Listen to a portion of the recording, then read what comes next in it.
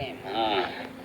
Exam semester SEM 2 ni, sementara sebelum nak exam tu saya kena siapkan assignment semua kan. Mengajar sekolah lagi, jadi masa tu lah, kekangan masa mengajar masjid lagi, kekangan masa. Assalamualaikum. Waalaikumsalam. Adam Rizki. Terima kasih Cikgu Wawa bagi finger heart.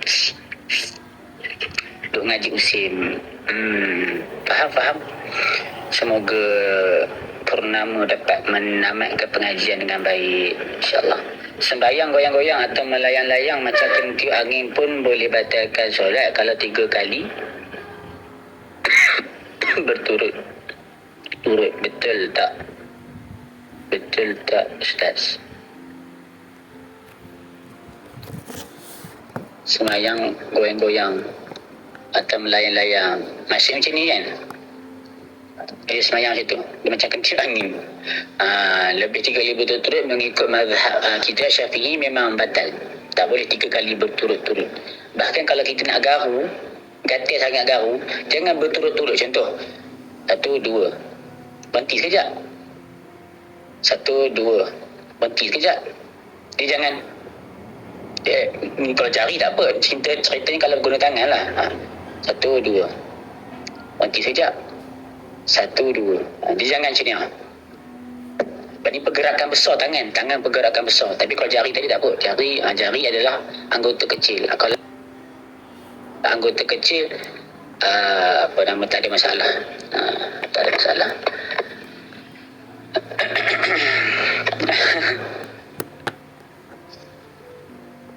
Boleh tak share teknik Al-Quran?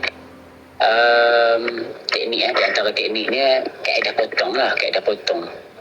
Biasa tak tengok kaedah potong. Macam kalau satu ayat tu panjang, buat potongan ayat demi ayat.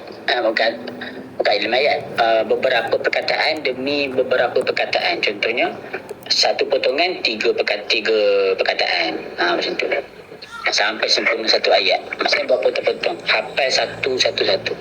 Tapi saya tak buat kaedah tu sebab saya tak minat potong-potong. Saya suka hafal satu ayat terus. Kalau macam saya suka faham dulu terjemahan kepada ayat tadi, kemudian saya akan ingat kepala ayat, kemudian baru saya akan hafal keseluruhan ayat. Sebab andai kata kalau saya lupa ayat tadi, saya dah ingat kepala dia. Saya dah ingat, ayat ni kepalanya macam ni. Sebab kebiasaan bila kita hafal Quran, biasanya yang akan kita lupa kepala. Biasanya bila kita hafal Quran, perkara yang kita lupa adalah kepala ayat. Ayat ni macam mana? Wa yas'alunaka ke yas'alunaka? Wa yas'wa ke tak ada wa. Biasanya kita lupa kepala. Kepala ayat tu kita lupa. Jadi kalau kita ingat kepala ayat, insya-Allah yang lain-lain belakang tu kita akan ingat juga. Dan kalaulah saya lupa ayat nak cerita pasal apa, tadi saya dah ingat maksud ataupun terjemahan bagi ayat tadi. Kalau saya lupa juga ayat tadi, di tengah-tengah ayat tadi kalau saya lupa juga, maka saya akan ingat ayat ni cerita pasal apa. Bila saya ingat ayat ni cerita pasal apa, jadi saya akan teringat balik lafaz ayat Quran tadi. Macam tu cara lain, orang lain lah kot caranya. Untuk kamu, ya, untuk saya ke? Bang, saya tak belajar agama macam abang sampai ke masjid. Apakah hidup saya berharga? Berharga. Semua orang hidup ada nilai, kan? Semua orang hidup berharga.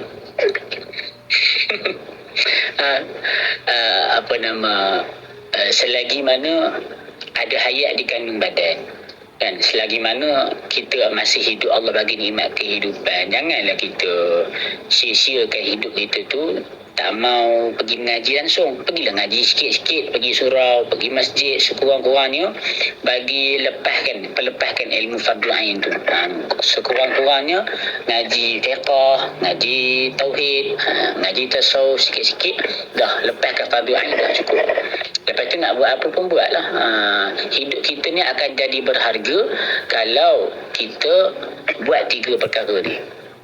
Ingat betul-betul saya nak pesan ni. 3 perkara ni yang disentuh oleh Tuan Guru Baba Soleh, Haji Soleh bin Musa rahimahullah ta'ala Pondok Si. 3 perkara. Ahamul matalib lil insan salasatun.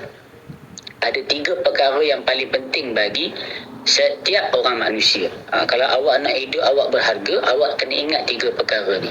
Apa yang pertama? Yang pertama, an ya'rifa khaliqahu. Yang pertama, kena kenal pencipta kita. Kena kenal Tuhan kita. Nak kenal macam mana? Kena ngaji. Kena ngaji ilmu tauhid lah. Nak kenal, kena ngaji ilmu tauhid. Ilmu usuluddin, kenal sifat wajib, sifat mustahil, sifat harus bagi Allah. Yang kedua, an ya'rifa ahwalahu ba'dal maut. An ya'rifa ahwalahu ba'dal maut. Ada orang request nak tanya soalan ke apa ni? Tanya soalan ke apa? Ada orang request nak masuk ni, apa dia? Okey, ya'rifa awalahu ba'dal maut. Kemudian yang ketiga, yang kedua tadi, dia sedar keadaannya selepas dia mati. Maksudnya dia tahu yang dia akan mati, dia sedar yang dia akan mati. Maka kalau dia sedar dia akan mati, maka apa yang akan dia buat sepanjang dia hidup dekat dunia? Mestilah dia akan persiapkan bekal persediaan sebelum dia mati. Kita kalau nak jalan jauh, mesti kita akan siap beg baju, kita akan siap-siap makanan kan. Kita nak jalan jauh ni, nak pergi Terengganu contoh daripada Perak, kita mesti akan siap-siap bekalan kita sebab nak jalan jauh. Ini kita nak balik ke akhirat, negeri yang memang tak terjangkau oleh akal dan mata kasar kita. Negeri yang sangat jauh, negeri yang kita akan hidup selama-lamanya kat sana. Jadi takkanlah tak ada persiapan, takkanlah tak ada bekal, betul tak? Jadi kita kena ingat keadaan kita lepas kita mati. Yang ketiga, an ya'rifa ma yanfa'uhu wa ma yadurruhu. Kita tahu dan kita sedar apakah perkara yang boleh bagi manfaat kepada kita, apa perkara yang boleh bagi mudarat kepada kita. Summa latus'alunna yawma idzin 'anil na'im. Nanti kita akan ditanya semula nikmat-nikmat yang Allah bagi kepada kita kat dunia dulu.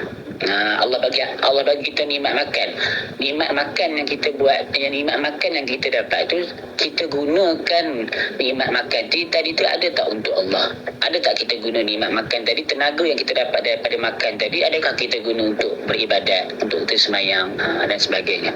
Maksudnya kita tahu perkara yang kita buat kat dunia ni baik ke, bagi manfaat ke, ataupun boleh bagi mudarat kepada akhirat kita. Macam tu. Angin kuat kot tu yang melayang-layang kan Cikgu Amani. Kuat sangat tu, duduk kat mana tu? Kuat angin, duduk dekat sawah ke? Selalu kat sawah main layang-layang. Anggota kecil lebih 3 kali tak apa ke? Tak apa. Macam jari ni, macam kita nak garu kan sini. Banyak kali pun tak apa. Dia tak boleh sini. Ni, tangan ni gerak. Tangan ni adalah anggota besar. Anggota besar tak lebih 3 kali berturut-turut. Berturut-turut faham kan? Maksudnya tu 2, 3, 4 berturut-turut tu. Tapi kalau dia berhenti 1, 2 itu bukan berturut-turut namanya, itu dia berhenti, tak apa. Samalah pula cara Ustaz Hafal mesti nak baca terjemah dulu, dah hafal ayat penuh lagi mudah. Betul Zia, macam tu cara yang mudah. Bagi saya tu cara yang mudah lah nak hafal Quran, sebab kita faham dah ayat tu. Kita faham ayat tu. Ustaz ambil kos apa kat Mesir? Syariah. Dulu saya ambil syariah Islamiah. Ambil syariah Islamiah dekat Mesir. Ngaji mantik. Tapi ngaji mantik tu bukan ngaji dekat universiti. Saya ngaji secara talaqi, secara berkitab dengan syekh kat sana. Dulu ngaji Sulam Munawra, syarah bagi Sulam Munawra, Hasyiah Bilal di atas Idahul Bayan. Itulah kita mantik.